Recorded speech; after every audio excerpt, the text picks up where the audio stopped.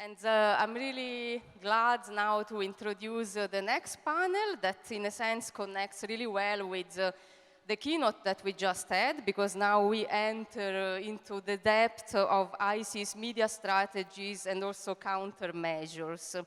And we decided to call this panel Cyber Jihad. That was actually one of the critical words that we were discussing whether to use or not.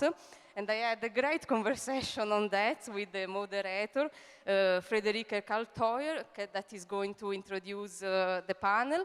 And I actually really enjoy our first discussion on this topic, because we were wondering if this word should be used, what is the meaning of that. So we were basically already discussing when we were preparing this panel. And let's see if we will learn more through our participants. Also, I want to tell you, remind you that on Sunday there will be a workshop at Supermarkt that is called Facing Terrorist Threats, Cybersecurity and Digital Self-Defense, always with Aymenn Al-Tamimi and Dlshad Othman. So what you will hear today is also going to be more in depth described on Sunday from 2 to 5. So if you want to register, you can still do. We have still some places available. You can do at the entrance. And now I want to introduce Frederike Kaltheuner, because, then she will introduce the rest of the panel. Frederike is a program lead and policy officer at Privacy International. And in the past, she has been developing Privacy International position on the privacy and security challenges on connected spaces. In 2016, she was a transatlantic digital fellow on cybersecurity and platform regulation with the Global Public Policy Institute in Berlin and the New American Foundation in DC. And she holds a MCC in Internet Science from the University of Oxford. This is also a connection here, because Aymenn is also working at Oxford. And her thesis was Web Archiving the Egyptian Revolution. At the same time, she was previously a researcher at the University of Amsterdam and visiting scholar at Boğaziçi University in Istanbul. So now I leave the word to you, and I welcome our speaker, and thanks a lot for being here. Thank you very much for this elaborate introduction. Welcome, I hope you had a nice break, and I'm very happy to be here with Aymenn Al-Tamimi.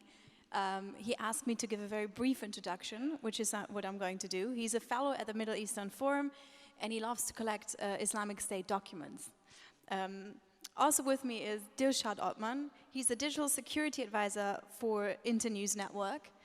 He's also one of the authors of the Internet Freedom Report on Syria. I'm going to give a little brief introduction and then followed by 2 presentations, and you're more than welcome to ask questions afterwards. And the reason I'm giving an introduction is that I'm not an expert on Middle Eastern studies at all. But in my work, I'm looking at data exploitation in the private sector, so online platforms, privacy invasion, surveillance. So if you follow the news these days, it seems like the internet has been weaponized. Even though the focus of this event is extremist content, propaganda and recruitment, I think one cannot fail to observe a broader trend. So from discussions about fake news, hate speech, foreign-sponsored micro-targeted advertisement, computational propaganda, it seems as if violent extremism on the one hand and right-wing populism on the other hand has hijacked and played infrastructure that is very critical for democracy. So social media, those are the spaces in which we find and share information, in which we learn about others, in which we mobilize, and in which we communicate. But in this context, it's also very important to remember that just a few years ago, the narrative was quite the opposite. Foreign policy experts discovered, somewhat naively, Twitter and Facebook revolutions. And to one extent, I think many internet freedom discourses are based upon the premise that a free and open internet in which individuals can freely express themselves is inherently good for democracy. So I think technological determinism, to say that technology is either good or bad, is always flawed. And to believe in the inherent goodness of technology is always misguided. But at the same time, I think it's too easy to say that in the past we were naive and now we've seen the dark side. I think a more painful and more complex analysis would be to admit that we're only beginning to understand the politics of the platforms that we're surrounding ourselves with, even though they're far from new. They've been around for a decade now. And it's very difficult to understand these platforms because, on the one hand, they're proprietary systems and therefore opaque. They're owned by companies. And these corporate owners have the discretion to determine what can and cannot be said, and even more importantly, what gets attention and what doesn't get attention. It's also difficult because these systems are highly complex, constantly evolving. For example, the Facebook newsfeed gets updated daily. They increasingly rely on intelligence and automation, and to some extent there's also a moment of unpredictability where the designers of the systems don't even know what gets attention and what doesn't. There's lots of excellent research out there on this, but I think we have to admit that we're only beginning to understand these systems in their full complexity. This is important, and I'm going to stop soon, and because I would love to learn more from you as well. I think understanding and admitting that we have yet to understand these systems fully is important, because some of the ideas or proposals that are suggested to combat propaganda and misinformation are also deeply troubling from a human rights perspective. I live in the UK. After every single terrorist attack, Amberrad is trying to undermine encryption, which, sort of working for a privacy organization, we find very troubling. The question is, do we really want corporations to make the difficult decisions about what qualifies as hate? How much surveillance, limitations to freedom of expression, and invasions of privacy are we willing to accept in the name of fighting extremism? I'm going to stop right here, and we'll discuss more on the questions, and I'm very much looking forward to your presentation now. So what is interesting is how you discovered this topic and how you started working on it. Maybe not everybody has read your longer biography. I don't really have a long biography. It's just that I was following Islamic State. It was emerging in Syria in 2013 or so, and I was still a student at the time, an undergraduate student.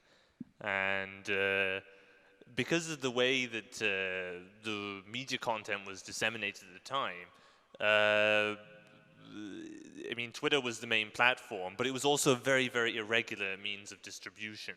When Islamic State started emerging in Syria, some of the first sources of evidence for the presence in terms of media dissemination was something called a sham foundation, like some random outlet that was set up in Raqqa in around April or May of 2013. And sometimes, you know, you'd have to find content by looking at Facebook pages, and then over time it became more and more regularized, and thankfully over time also there's been some documentary evidence we've been able to collect that shed more light on the functioning of the Islamic State. So now that my presentation is finally up, and I thank the previous speakers, in particular Charlie, for the background on the broad trends underlying Islamic State propaganda production. I'm going to talk more in depth about the media structure and the various media strategies that, you know, lie behind that structure and the content produced. So in terms of document collection, one document found by a businessman that I'd come to know of in Membij when it was controlled in East Aleppo, when it was controlled by the Islamic State. He had this little book which was called Principles in the Administration of the Islamic State. And it's not like, you know, some outline, very, very, very detailed genius plan behind the functioning of the Islamic State. But it does give a sense of it does give like general suggestions about how this state project should function. And one of the sections specifically, which is this page outlined here, deals with the media structure.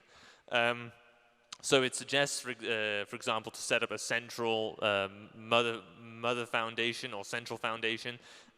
Just by the way, in terms of when this was written, it was, I think, around mid-2014 after the caliphate was declared. So pretty soon after it was declared. It suggests for having this central foundation, it should be directly tied to the caliph's office, Abu Bakr al-Baghdadi's office, and or the Shura Council, and it should provide the broad directives by which the media should function. So, for example, it suggests that this central foundation should have control over the media campaigns of the Islamic State. Now, media campaigns, what we mean by that, for example, is a lot of the lower offices would produce, in previous times, would produce multiple videos within a set of, say, a few days that all focused around one topic. So an example of that would be a media campaign that several of the provincial offices, which is the second kind of media office or institution distinguished in this document. Several of the provincial offices produced videos in a matter of a few days trying to urge jihadis in Somalia to give allegiance to the Islamic State. It wasn't the first of its kind in terms of an appeal for allegiance. They'd also done it in the Maghreb, for example, appealing to the Maghreb region, for example. But the tone of the Somalia one was very, very friendly, despite the existence of an Al-Qaeda affiliate in Somalia that opposed the Islamic State. But I suspect the reason for the friendly tone was because there had been no public denunciation of the Islamic State by Shabab to that point. I'm not going to go too much into depth for that, but so media campaigns is something very much that corresponds to the suggestions outlined here. Provincial offices, these correspond to each province of the Islamic State. And then finally, the text talks about setting up so-called auxiliary foundations or outlets. So if we look about how this corresponds in the real Islamic State structure, you do have like the original foundation. You could goes by the name of the Diwan al-I'lam, or the media department. And the Diwans, of course, are connected to the Majlis Shura. And in turn associated with those are these so-called central media foundations. And then you have provincial media offices. And then there's one outlet that qualifies as auxiliary in the broad sense talked about in the principles in the administration of the Islamic State. So, for example, in terms of central media outlets, you have Al-Furqan Media, which has existed since the inception of the Islamic State as a state project, when it was called the Islamic State of Iraq, was mentioned by one of the previous speakers. So this going back all the way back to 2006, 2007. But then once the Islamic State expanded into Syria, you began to see the creation of more central media outlets. So a good example of this is Ajnad Media, which produces songs or nasheeds in Arabic and recitations of parts of the Quran. Ajnad Media will come on to it actually a bit later as well, because it's relevant to shifts in messaging strategies over time. Then, of course, as the Islamic State kept on expanding in 2014, you had the creation of Al-Hayat Media, which is specifically designed to outreach to foreigners in a variety of languages. So it's responsible for the current magazine called Rumia, which is supposed to be released on a regular basis in multiple languages: English, French, German, Pashto, etc. But it also produced in the past specific magazines in particular languages, so Darbic in English and Dar al-Islam in French. But these magazines are no longer in production.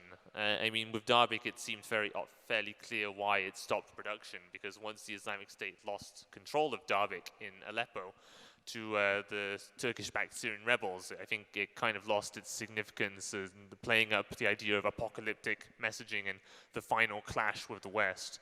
Instead, you had to say, well, actually, the real battle has not yet come. During 2013, there was also another outlet set up called Al-Ittisam, but it actually seems to have stopped functioning once the caliphate was declared.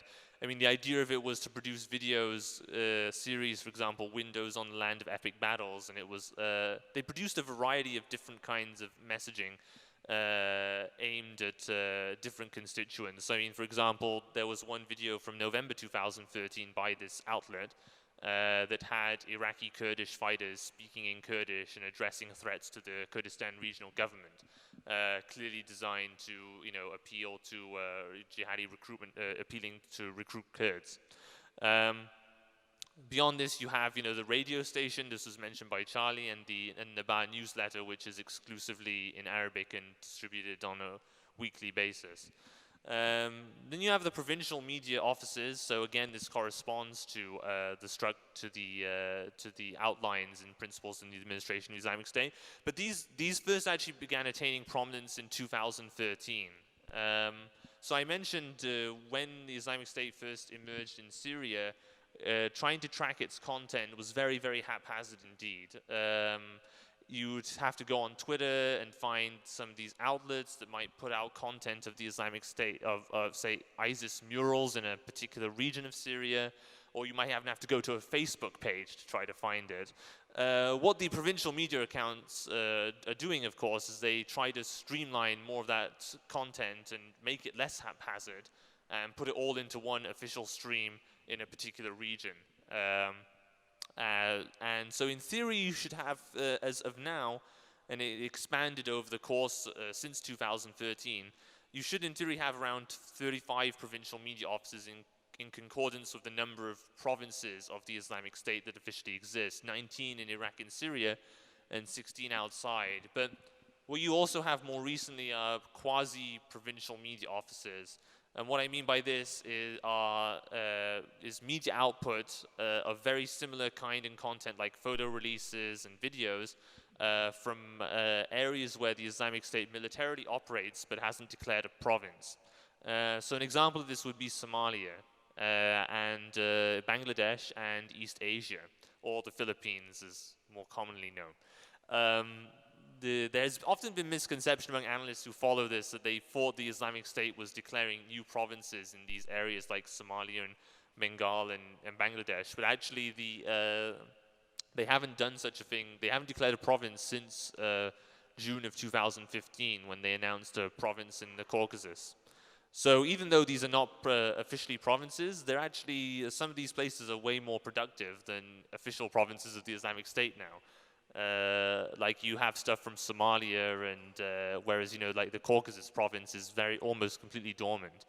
And then finally you've got something in southwest Syria that's called Jaish Khalid bin al-Walid, and this is an interesting thing that we will talk about in a bit more detail. But I think actually in terms of the broad outline here, the most interesting thing in terms of media strategies is this, and that provokes the most interest, is the auxiliary outlet of the Islamic State, which is called the Amaq, or the auxiliary outlet of the Islamic State, which translates to Amaq News Agency. And it first emerged in around autumn 2014 when the Islamic State was engaged in this campaign to try to take Kobani on the border with Turkey from the PKK. Among the founders of it was a guy called Rayhan Mesh'al, who was involved in the Aleppo News Network, which was this pro-opposition news network in Aleppo that actually provided some of the very early coverage of the Islamic State's military activities in that region of Syria. Not like it's necessarily endorsing it, but they had access to them, clearly. But Amaq actually is not formally acknowledged by the Islamic State. This is why I'd say it's an auxiliary outlet, because Amaq is actually not formally acknowledged by the Islamic State as being part of its apparatus. If you look at a video called Structure of the Caliphate, which was put out in July 2016, in terms of detailing the media outlets of the Islamic State, Amaq News does not in fact turn up in that video. Nonetheless, it's very clear if you compare with the talk of an auxiliary outlet as suggested in Principles in the Administration of the Islamic State, that this is it is part of the Islamic State. It's just not. It's just in everything but a formal acknowledgement. so the functioning of AMAC, well, as its name suggests, it partly does function like a news agency, and takes the style of articles of sources quoted by AMAC talking about, for example, military operations or provision of services in various areas, and it tries to use a more neutral sounding language, even though most people now can recognize it's part of the Islamic State. So rather than using the word Rafidi, or which is a derogatory word for Shia, the AMAC news will just stick to Shia. Likewise, if it talks about the Syrian regime, it will just say the Syrian regime rather than Nusayri, which is a derogatory word for Alawites, being associated with the Syrian regime. The interesting thing that further suggests it's as an auxiliary outlet is that, according to principles in the administration of the Islamic State, the auxiliary outlet should not cover implementation of judgments, so like punishments for theft and adultery, for example. I'm not quite as thorough as Charlie Winter in tracking all of this stuff, so he's free to correct me if I've actually got this wrong. But I haven't seen an AMAC video or news item that actually shows someone's hand being cut off for theft or someone being stoned for adultery, for example. But where it does diverge, and this is where, of course, when you're a collector of documents, you have to be important not to be too dogmatic about everything and not try to just rigidly stick to everything. You have to remember that the principles of the administration of the Islamic State is it's like a position paper, as it were. The principles of the administration of the Islamic State actually suggested that an auxiliary outlet should not cover so-called security operations. That is, operations in the heart of enemy territory. So, for example, a suicide bombing in Baghdad city or an attack in Paris, that is a so-called security operation, to use the Arabic terminology. But in fact, AMAC very extensively covers this stuff, and it's often used as and this gets on to directly to media strategy, it's often used as the first means of claiming an operation in the West. A very good example of this is the Las Vegas attack, where the claim was first put out by AMAC News, and they quoted a so-called source, as saying that the attacker was converted to Islam months ago and he was a soldier of the caliphate, etc. And then they followed it up with an official claim in the name of the Islamic State. But what is interesting about AMAC News is it could sometimes be used for what I would call a tentative claim that might not be followed up. So in the case of the Las Vegas attack, they very clearly doubled down on claiming it as their own, and you can explore a variety of reasons why they do it. That Charlie Winter mentioned, for example, the propaganda by deed and claiming the attack and the psychological effect it can have on people.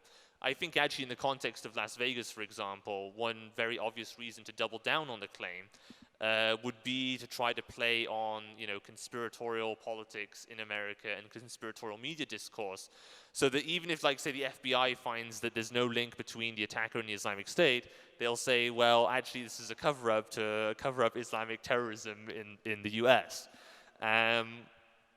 But at the same time, going back to AMAC News, it could sometimes be used for a tentative claim. A good example is this was an attack in the Philippines.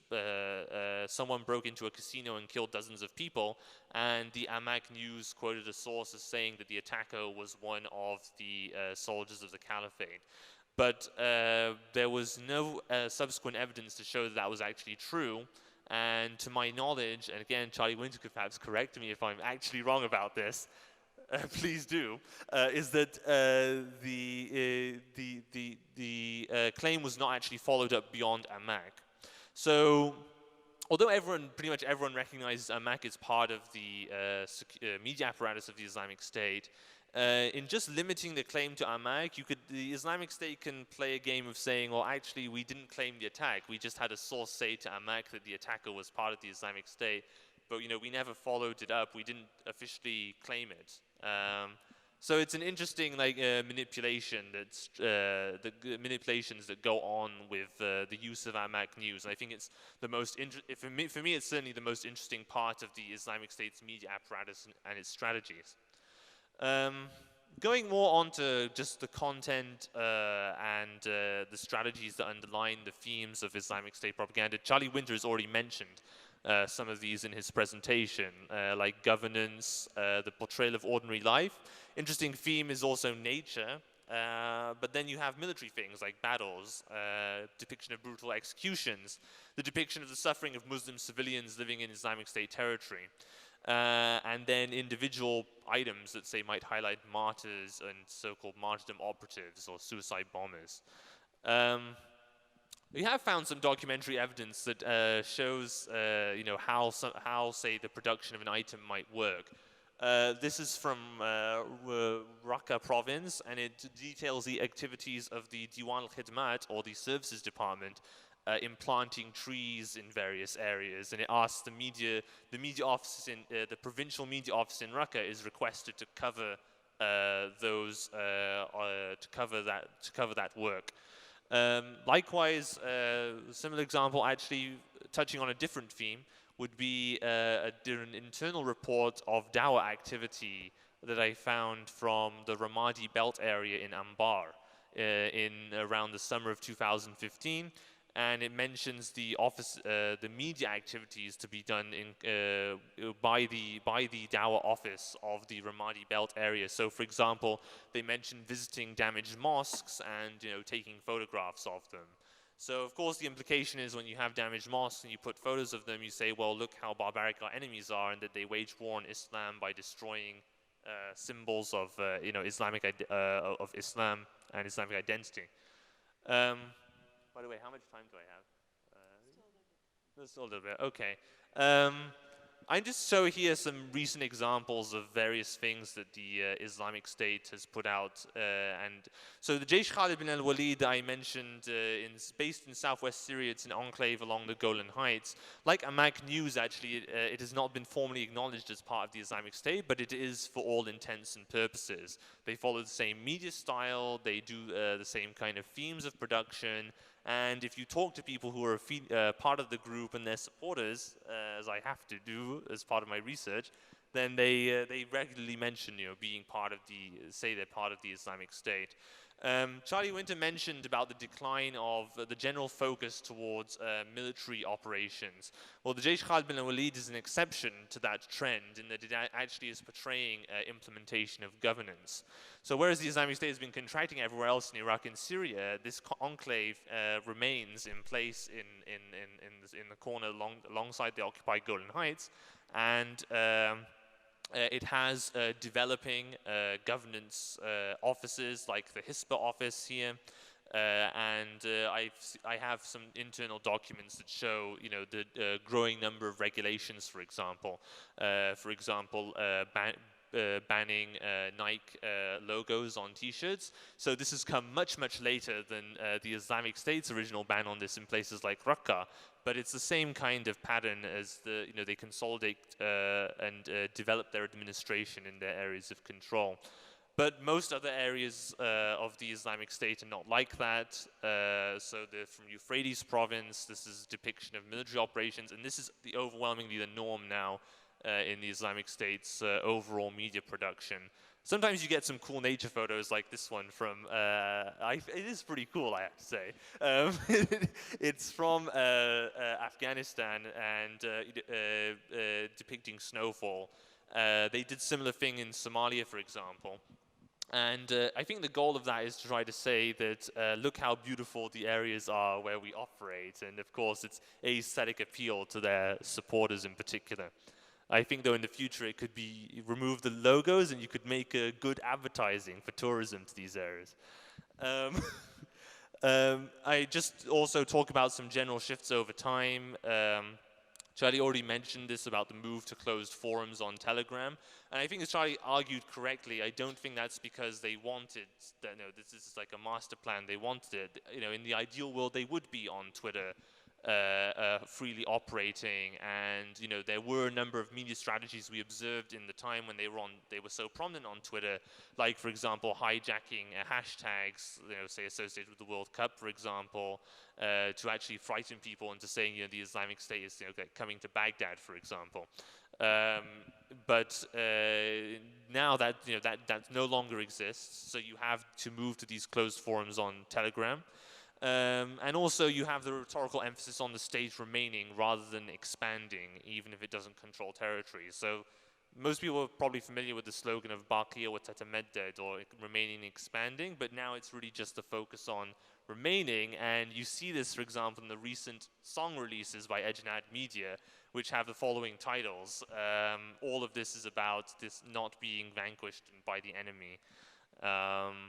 These are examples of Telegram channels that regularly disseminate Islamic State content. And as Charlie mentioned also, and I've observed it myself, this one, for example, this stays up for months and months at a time and it doesn't get deleted.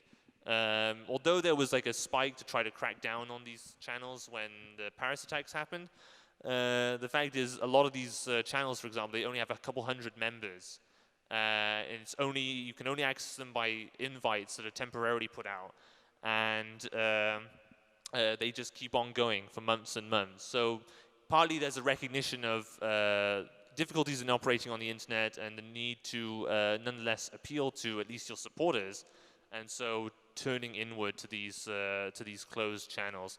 The final thing I'm just going to say, this is, I promise, the end of this, is the wider influence of the Islamic State's media development over time. It's pretty clear, actually, when you look at, say, other jihadist groups in Syria, in particular Jabhat al-Nusra and its successors, that the Islamic State kind of set trends for them that they wanted to emulate. So, like, well, high-quality photos and videos. Pretty much a lot of people are doing that nowadays, and militant groups in Syria of all kinds. But provincial news feeds, that was definitely something the Islamic State kind of came up with, and then Jabhat al-Nusra imitated it, for example, by having these so-called Deraa correspondent or Aleppo correspondent and Hama correspondent. So the same kind of provincial news feeds to streamline things. And then auxiliary agencies, actually, I think that Amaq also set a kind of precedent. If you look at the successor to Jabhat al-Nusra, which is called Hayat Tahrir al-Sham, they set up something called the Ibar News Agency, which follows a very, very similar style to Amaq. But it's, most observers can recognize it's part of the Hayat Tahrir al-Sham's media apparatus. But it follows the same style of quoting a source to Ibar, etc., etc. So thank you very much for this opportunity to speak. I hope this wasn't too drowning out in too much detail. And this is my website and my email in case you want to contact me. So thank you.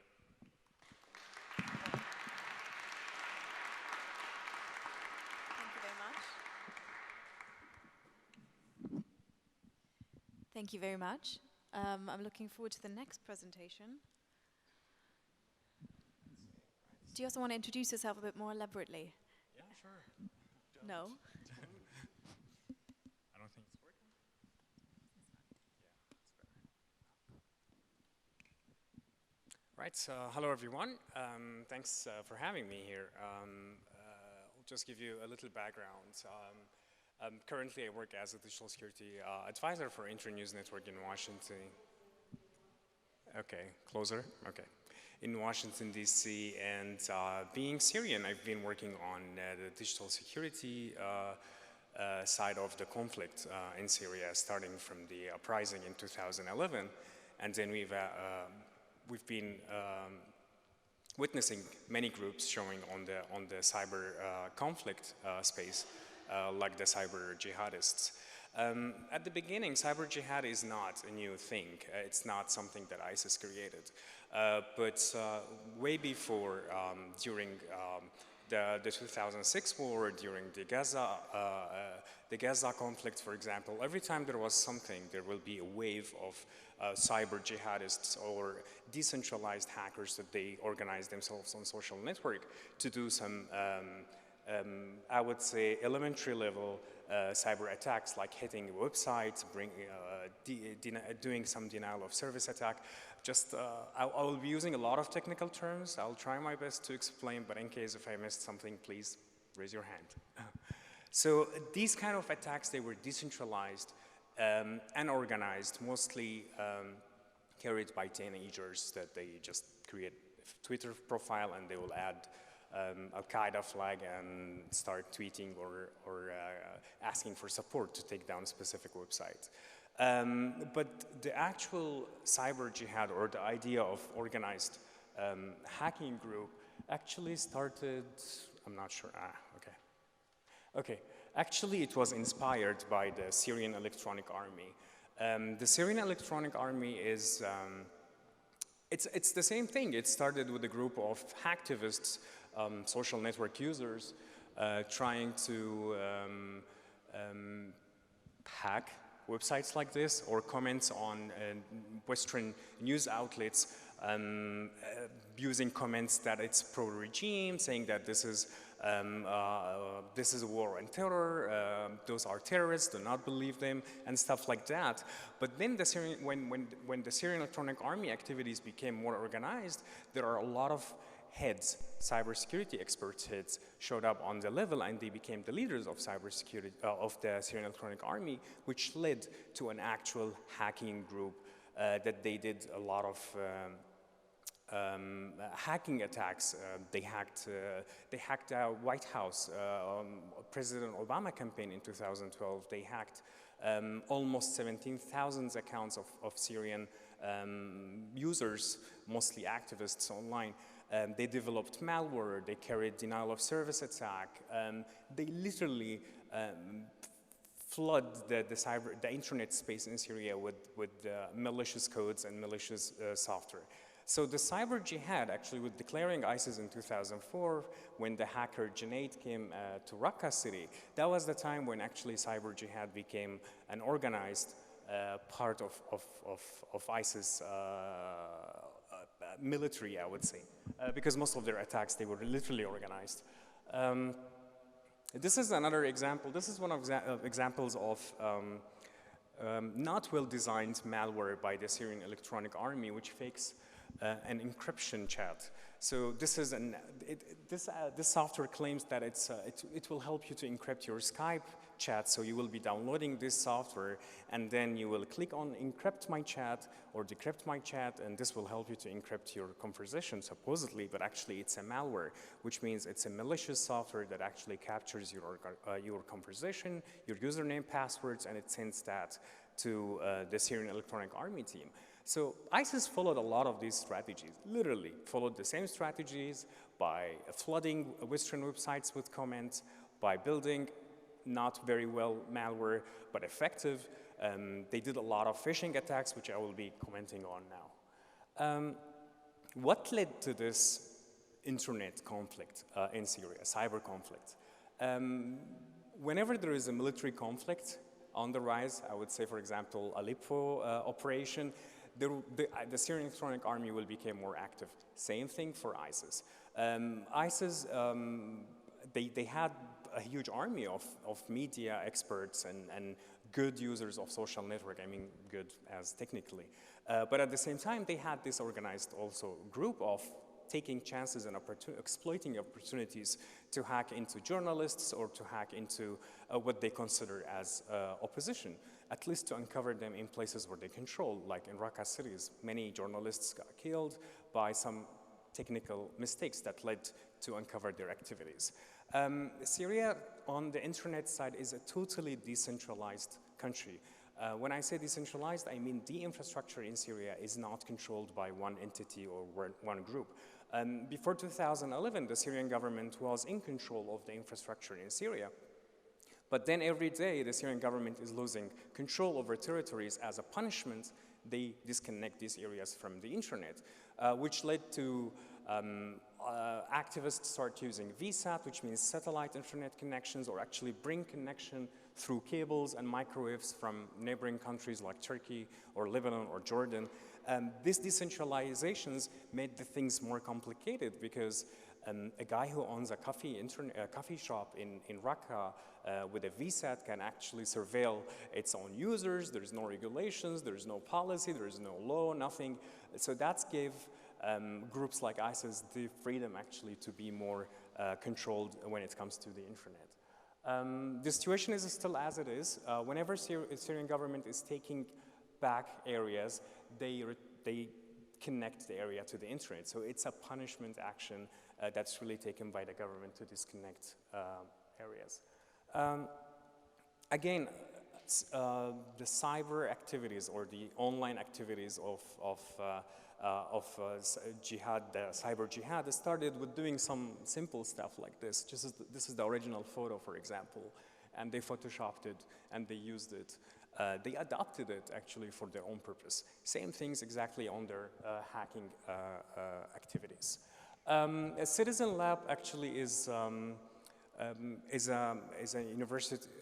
It's an institute based on the University of Toronto, and they do a lot of research on organized militias, cyber activities. And this is a report talks about the first phishing campaign, spear phishing campaign, that it was carried against Raqqa being slaughtered silently, and to get information to hack into their accounts. Twitter actually successfully, I think they hacked their Twitter account once, but also it was against their emails. Spear phishing means that there is a dedicated team. They will study your group, know your names, find your addresses, and design a fake email and website, so you will be giving up your credentials as it is you're logging into your Gmail, but it's actually a fake website. And they started by actually developing phishing activities. This one it became really serious. When ISIS moved from designing spear phishing, which relies on social engineering more than technical engineering part, to design an actual malware. Regardless if the malware was not well designed, but it's still malware. It's a software that they wrote. It has a malicious code. They have targeted attacks, and they try to keep this persistence access to their machines and collect their information.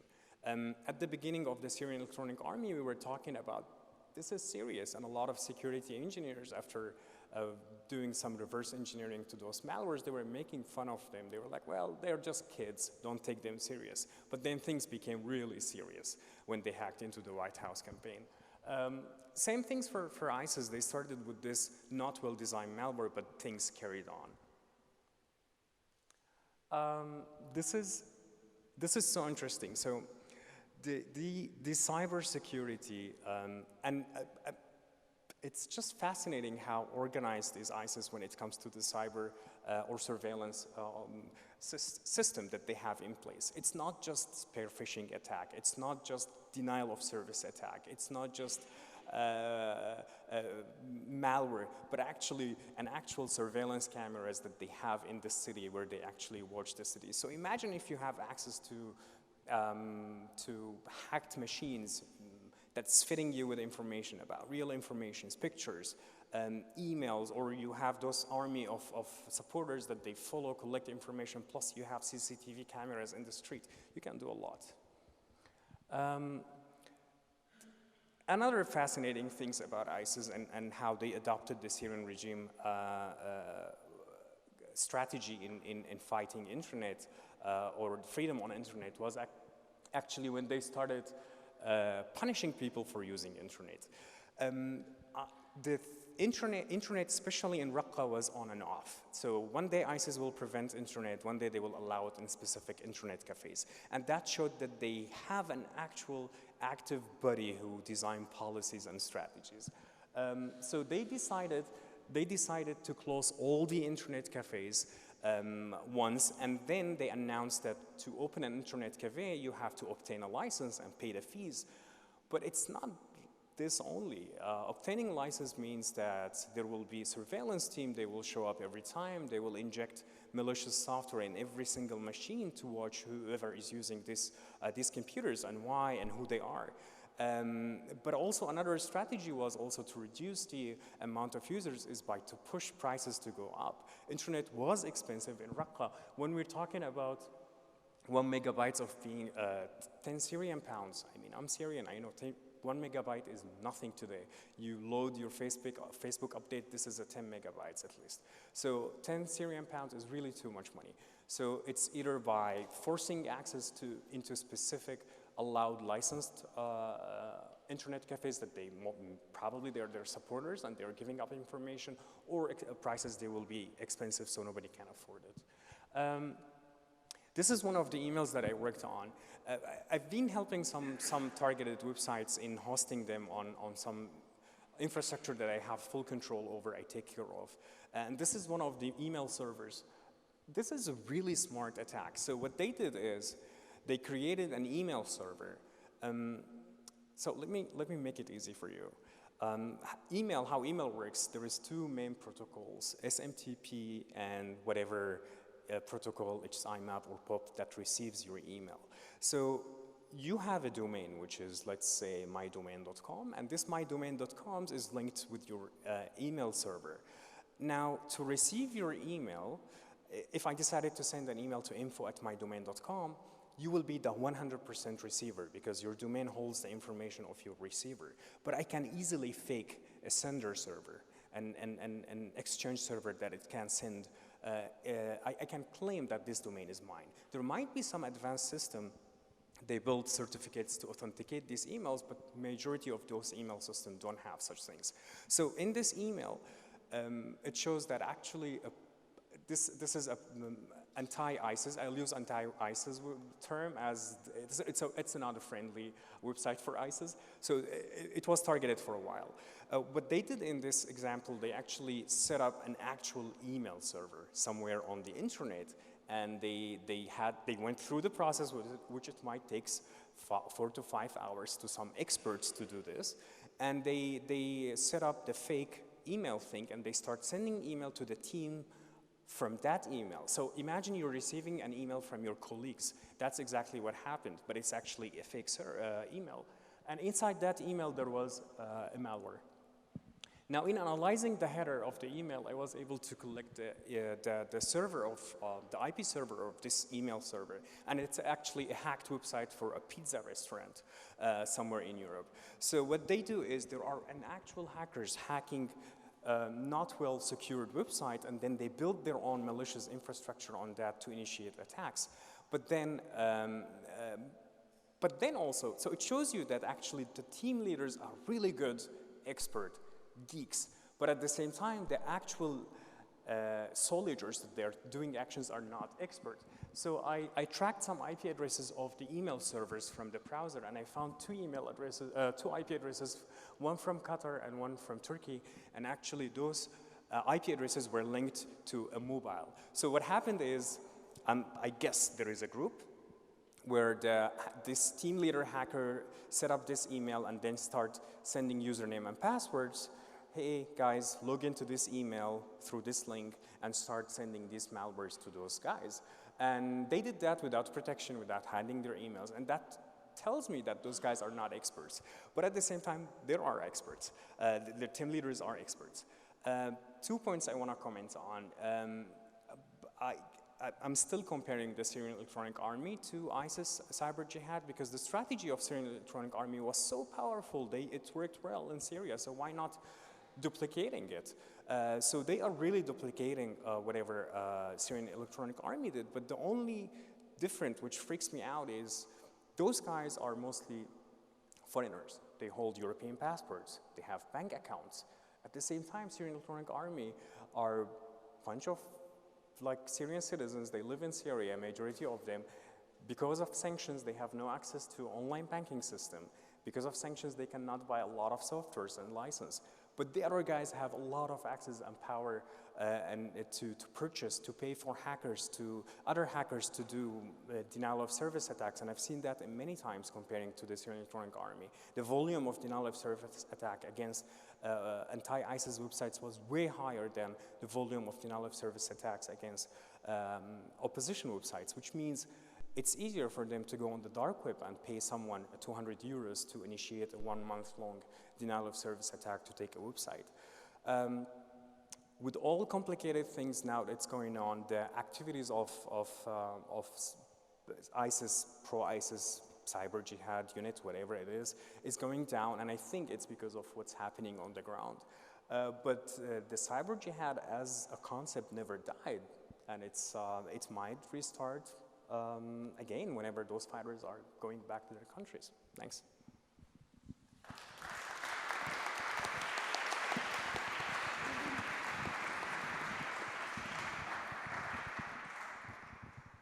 Thank you very much for this. I think my first question is an observation. I think when you say cyber jihad, and I'd love to talk about the term a bit more as well. We mean very different things. It's on the one hand propaganda, media, PR campaigns. It's also disruption of both discourses and networks, infrastructure, etc. But then it's also classic traditional state actions almost, hacking, phishing, surveillance, like a proper state, so to say. And I had a thought listening to you. I think governments usually try to play security against privacy, to say that in order to be secure, we have to sacrifice privacy. But I thought it was very interesting that you observed that ISIS is using insecure websites in other countries. Would you say, and this is now my question, that the fact that ISIS is using these tools could help the narrative to say that to be truly secure, we need to make people, networks, devices secure rather than having governments undermine security? Absolutely. In another case, actually, I was just investigating some North Korea-related malware, and I've seen some hackers are using an outdated website. The last time this website was updated was in 2007. So this person purchased the server. It seems like he forgot his credit card out there, and it's been paying all these years. Nobody's updating this website, and it became an area where those attacks are being initiated. Of course, no hacker is gonna pay using his credit card or her credit card to buy a server and initiate attack. They will look for some vulnerable infrastructures, especially in countries where it's hard to, like Europe. There is some countries, they have strong privacy policies, so it's not easy to start such investigations. They'll use that, and it will be helpful for them for years. So, of course, education, people need to be aware about such things. Starting your own website does not mean just leaving it there, but you have to maintain it, you have to secure it too, and you have to secure your own data, because we've seen that in places in Syria, like Syria, for example, either by Syrian Electronic Army or pro-ISIS hackers. If they attacked one person, they'll get the entire network. Literally, they'll get the entire network. So it's your own responsibility to secure your own network, actually. So, I mean, you did not use the word cyber jihad at all, I notice, whereas you have. And my question is, so I have a bit of a problem with the word, even though I do see why you are using it, actually. Because cyber always sounds very futuristic, very new. It's mostly military. Military loves the term cyber. And cyber jihad sounds extremely scary. If I want to undermine encryption, I would say cyber jihad. So I was curious as to why you did not use the term. And then my question is, though, what is genuinely new about the kind of propaganda that you're seeing? What is new and what isn't? What is so unique about it that it deserves its own term, or not? About cyber jihad?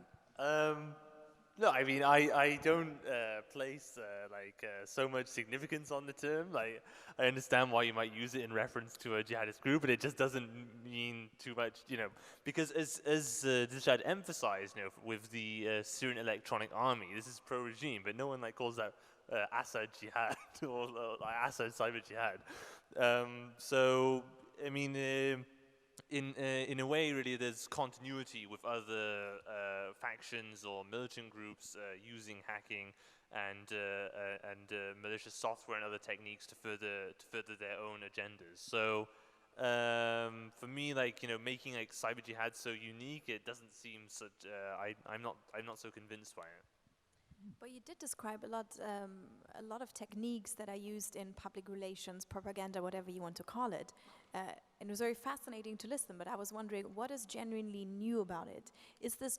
Are they just copying what everybody else is doing, what corporations, what Western governments are doing? What is so new about it? No, I think in terms of the media production, which I think needs to be distinguished somewhat from the hacking, there are trends that they did set that other militant groups then imitated, and you can see that. So I mentioned the auxiliary news agency, AMAC, as an example of that, and also provincial news feeds and the general high-quality production. And you see now that all the groups are now following that trend. And one question was, you mentioned censorships. I don't know if you know the work of Anita Godes. She's at the University of Zurich, and she did research on Syria to understand, is it beneficial for a state to cut off the internet? Because if you cut off the internet, you can't surveil anymore. If ISIS is adopting strategies of states, is it useful for them to cut people off the internet, or is it actually counterproductive? I think it's happened recently where ISIS start to turn off internet cafes and prevent users from actually getting access to the internet. But I think there is a reason here, because a lot of those foreigner fighters, they were going to these internet cafes and to talk to their families, reveal some information, and those internet cafes became actually a target for a lot of Western intelligence. So, hey, instead of revealing some serious information, I'll just cut off the internet because it's became more expensive for ISIS. So that was the reason why recently they totally prevented internet access. Yeah, I mean, actually in the documentary evidence, it became evident over time that the goal was to prevent people from having a private internet connection. So internet wasn't outright banned, but you had this licensing, the forms for licensing, having a licensed internet hall, and then people can use it, but clearly the idea is, as far as possible, for Islamic State to be able to monitor what was going on in terms of communication. I mean, I don't know how far, because I'm not a cyber expert like Dlshad is, I don't know how far they got like in terms of hacking into communications and seeing what people were saying to each other. But it's certainly in talking to people, like for example my own family in Mosul, they didn't want to talk. They didn't want to talk about. They eventually didn't want to talk about what was going on there because they thought that there was clearly this fear the internet's being monitored. So don't say anything about life there because they might consider, because then the Islamic State might catch you and say, well, you're collaborating with the enemy or whatever. Similarly, I had a similar experience in talking to a friend in Anbar, because like initially he was telling me that life under Islamic State was better than the Iraqi government. So then I said to him in a subsequent conversation, maybe you can get me some documents about life there. He said, well, I'm cautious in giving you information because the internet's being monitored and I don't want to do anything that harms the Islamic State. So they certainly created that perception that the Islamic State was watching their communications, even if they hadn't actually got the software to do it. Whether they did have the software, again, I don't know enough to say, but they created that perception of fear, and how effective though it was in the end is a bit more questionable, because for a long time, there were strikes that took out senior personnel, and that suggests intelligence penetration of some kind. Despite the Islamic State's attempts to limit private internet connection and access. Comment on this. The problem is it's in place like Syria, where US sanctions is preventing users from updating their Windows or installing antivirus or like keeping their computer safe. It's so hard to tell how many people get hacked, but we've seen a lot of people being picked up from internet cafes. We've seen a lot of people being picked up just for the reason of having internet connection at their home. So how sophisticated is their surveillance system? I don't know, but for someone who is capable of building a malware, of course they control internet cafes that they've been licensed.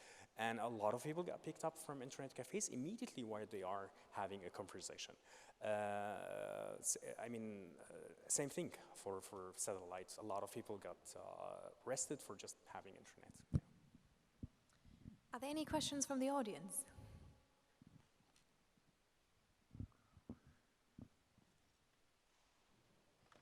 Yeah, hi. I have a question for Simon. In the first talk we heard about it, like one of the reasons why this conflict could accelerate is that we are pushing like a Muslim population towards the fringe, especially in Europe. And I saw on your website that you are affiliated with the Gatestone Institute. And being the Gatestone Institute, it's like one of the main sources of like anti-Muslim rhetoric, especially like in the German election. How do you make that connection when you're talking about media strategies or countermeasurements? Just to know, I actually don't written for them since 2014 because I stopped for that very reason. Like, but I agree with you about them pushing anti-Muslim stuff. But I don't want to comment more on that. No, because it just was looking up and it's still on your website. No, I don't think I have it on. I see there's a link to it on my website, like as an advert. I've tried to remove it, but I can't do anything about it. But it's your website. I didn't create the website.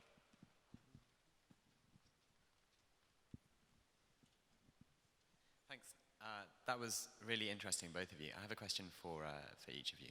Aymenn, I'd like you to talk about this aura of credibility that the Islamic State weirdly managed to get for itself, where in the wake of an attack, when a claim comes out, people will say, the Islamic State has a good track record of being honest about the claims that it makes about operations, so really, even if there's no other evidence, we should really take this very seriously, and there must be some sort of connection. Obviously, it's not at all that simple. I know you wrote something really good about this in the wake of the Las Vegas claim, so I was wondering if you could expand a little bit more on that, just so we could hear some of your thoughts there.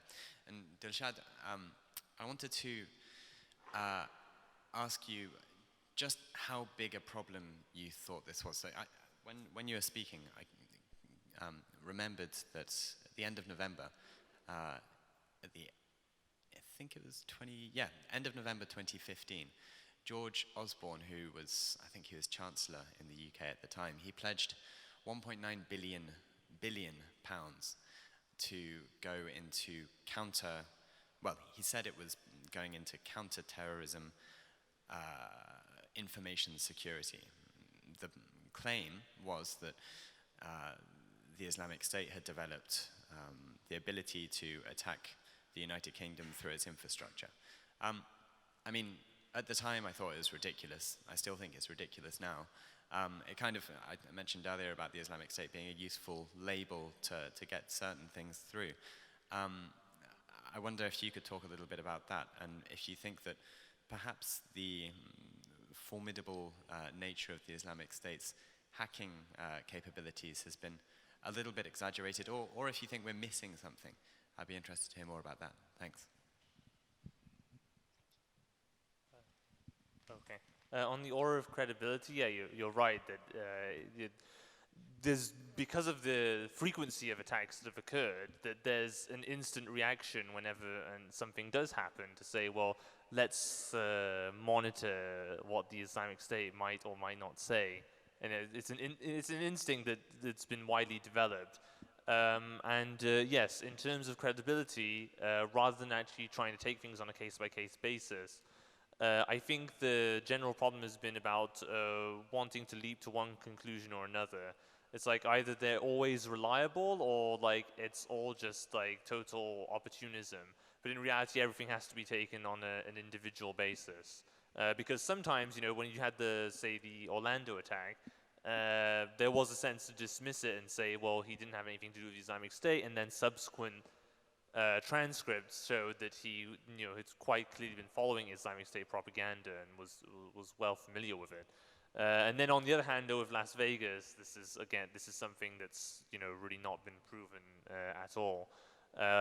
So I think the aura of credibility, yeah, it's also partly contributed by the media atmosphere that, the Islamic State conducting a mass attack, it's always like a big story and always fills the headlines. And so, yeah, rather than actually exercising restraint and reason, there's this, I think there's these instinctive reactions that are not helpful. Thanks. I think it's ridiculous. That's the first comment. Of course, ISIS became the label for a lot of politicians. Even in the US today, the conversation of FBI, granting FBI backdoor to encryption is still hot on the table. And every time ISIS is present on the table of discussion, when it comes to federal governments trying to force civil society or academia to accept these kind of actions. I mean, there is no definition of improving the infrastructure of cybersecurity of UK. I mean, we've seen how ransomware impacted the healthcare, Ministry of Healthcare and hospitals in UK recently, and that was a major attack. Yes, you can say you need money to improve the security of your infrastructure, provide training, explain a lot of terms to users, provide them with capabilities to protect themselves, improve systems. But to be honest, ISIS is way less than APT-29, APT-28, Cozy Bear, Fancy Bear, Ration, APT groups, or even European-based intelligence that flooded Middle East with malware recently. So there is no definition that you can build something on by asking for money to counter ISIS cyber capabilities. So you mentioned about exaggerating cyber hacking capabilities. What about exaggerating the effectiveness and appeal of propaganda? That's something I'd be very curious about, because this is also constantly used to increase tracking. I've recently been targeted with a "Don't Join ISIS" ad on YouTube simply because I watched a hijab tutorial for one reason or another. But sort of like it feels very invasive as well. So I'd love to hear your thoughts on that. No, that's actually a very good point, because if you take the media campaigns that I mentioned earlier in the early part of the talk, like for example the appeal for jihadis in Somalia to pledge allegiance, I mean, it didn't have like this ripple, it didn't have this massive effect where all jihadis in Somalia, or even most of them, want to become Islamic State now. Like there was a small faction that was known to have Islamic State sympathies, and it has emerged, and there is media output from Somalia. But it's not like, the prop video campaign massively changed the dynamic on the ground.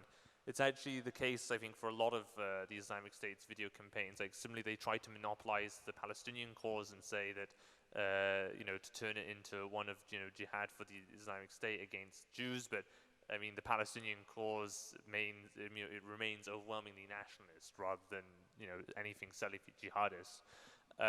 So yeah, I think that when you look at the actual effects on the ground, sometimes there's a liability to overstate the effectiveness of Islamic State propaganda in actually influencing things on the ground.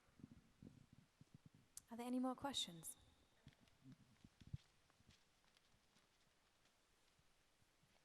Yeah, I wanted to ask you, Aymenn, I don't know if you can say, but I was curious to know how you managed to acquire that documents that you show us, because a time ago I was reading an interview with you on Vice, and they were saying that you were able to track a lot of jihadi people by simply using blogs or Facebook or public records.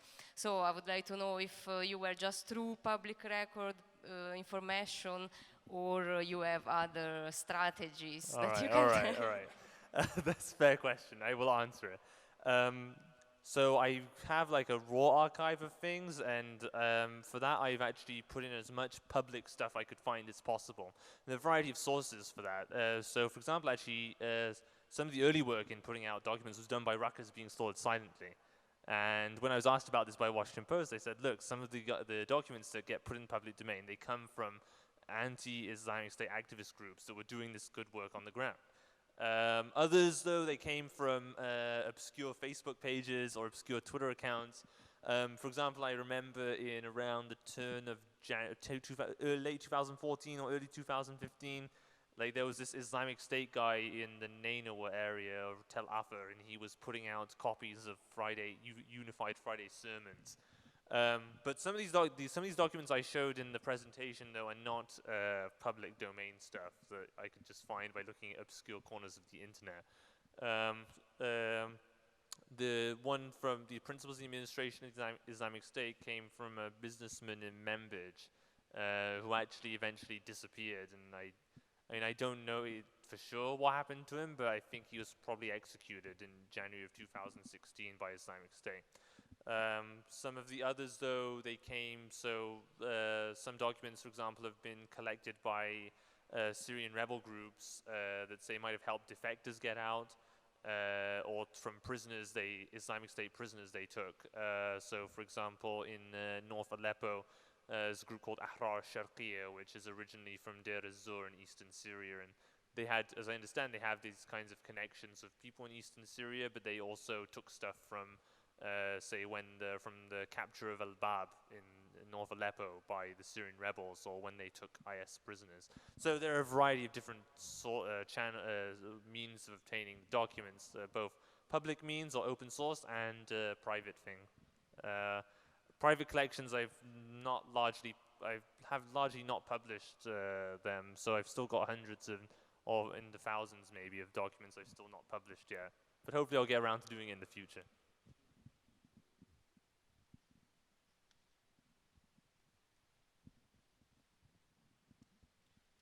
So, Dlshad, you described a lot of data gathering by ISIS, and I can see how it can spread fear in the population of controlled territories to have someone who can control you all the time.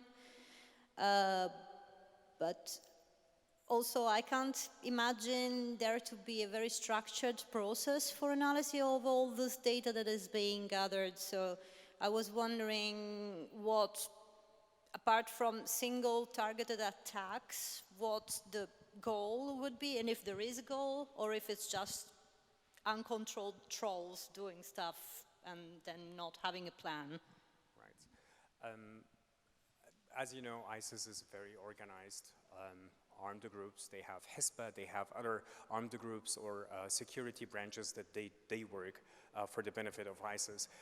All their cyber kind of operations, they were feeding information to those groups to work. I remember and that's really an advanced technique of attacking foreign journalists. There was a fake Twitter account showed up for a couple days mimicking a Raqqa being slaughtered silently, and there was only one extra letter on the Twitter handle. And they were communicating with foreign journalists, telling them, hey, in case you want to come to Syria, I'll pick you up from the borders. You're talking about really organized online operations with their offline groups, and that showed up in such actions. So I think their strength was actually this organization, this kind of organizing level of work between their cyber activities and their offline activities. And I don't think it's exaggerating. Yeah, so it's like kind of comment and question for both of you. Like, I need to follow on something Charlie said. So ISIS, when they first started, they started to call people to come to jihad. And then their strategy turned to be calling people to do attacks wherever they are. Like speaking about the former main speaker of ISIS, Al-Adnani, he mentioned more than one time, like, okay, wherever you are, you don't need to come to Syria for jihad, but wherever you are, you can make attacks and kill people. And then, like, speaking about the using of Telegram, it turned not to be more than spreading news, how, like, they started to train people how to make bombs. So I follow like a couple of channels how you can make a bomb in your house. So getting like some salt or what stuff, and you can prepare like a bomb and do an attack.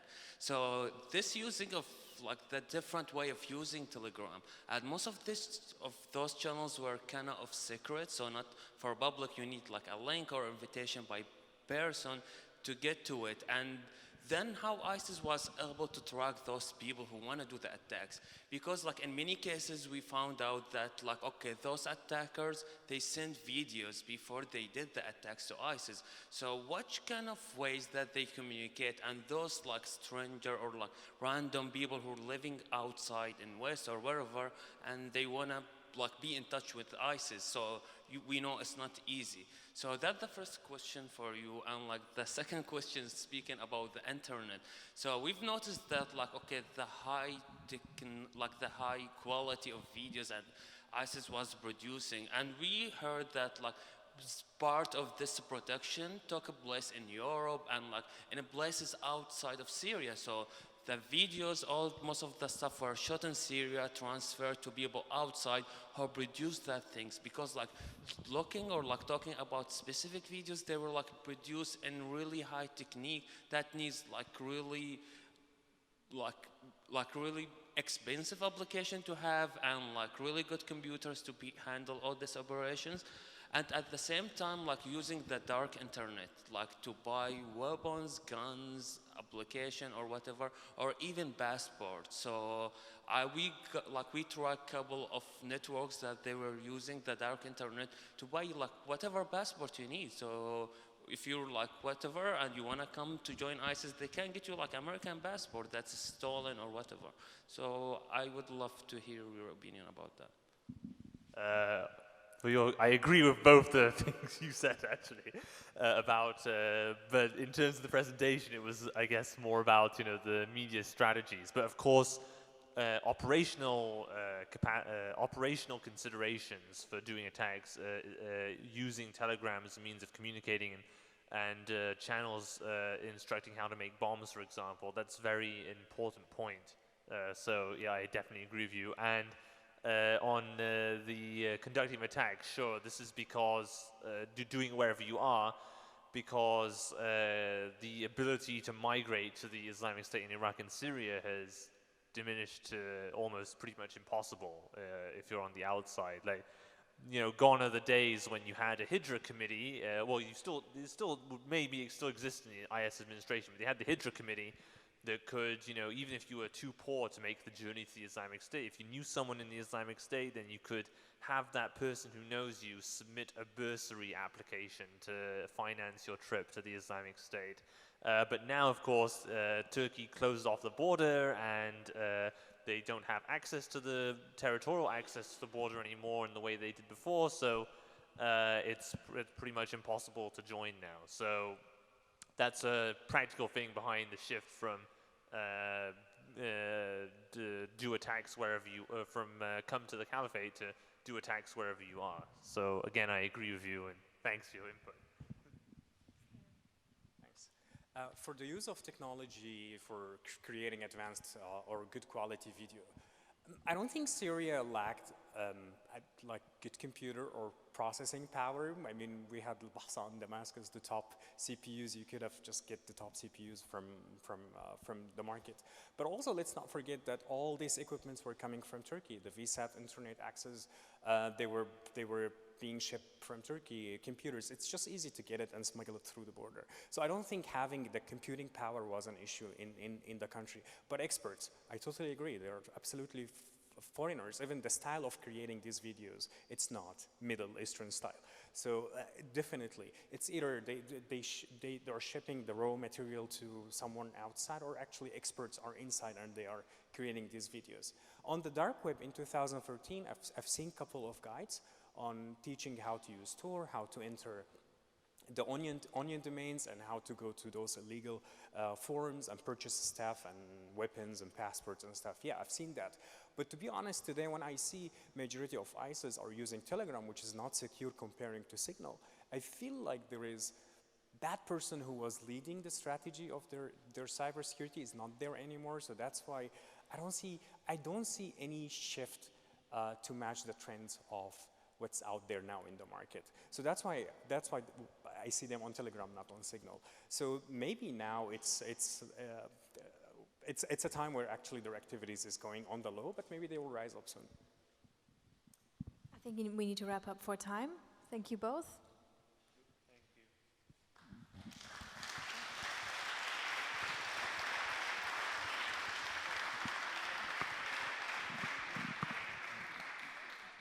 Thank you very much. I wanted really to thank you, and also say that at the beginning I forgot to mention actually that Donatella Della Rata is not here because she had a bike accident. I mean, she's fine, but she could not come. And in a sense, she would have covered the part of the media aesthetic, but I think you did pretty well. I mean, so thank you. It was really a great panel, and also we look forward to the workshop you will do on Sunday. And I will tell you again to register if you didn't do before, and also that we will meet tomorrow at 4, and we will start with a panel that is called Radicalize the Franchise of Terror. So please come back tomorrow, and also remember to give some donation to the Disruption Network Club. We have a great Disrupticorn at the entrance, so it's great if you support us. So thanks everybody for being here today, and see you tomorrow at 4.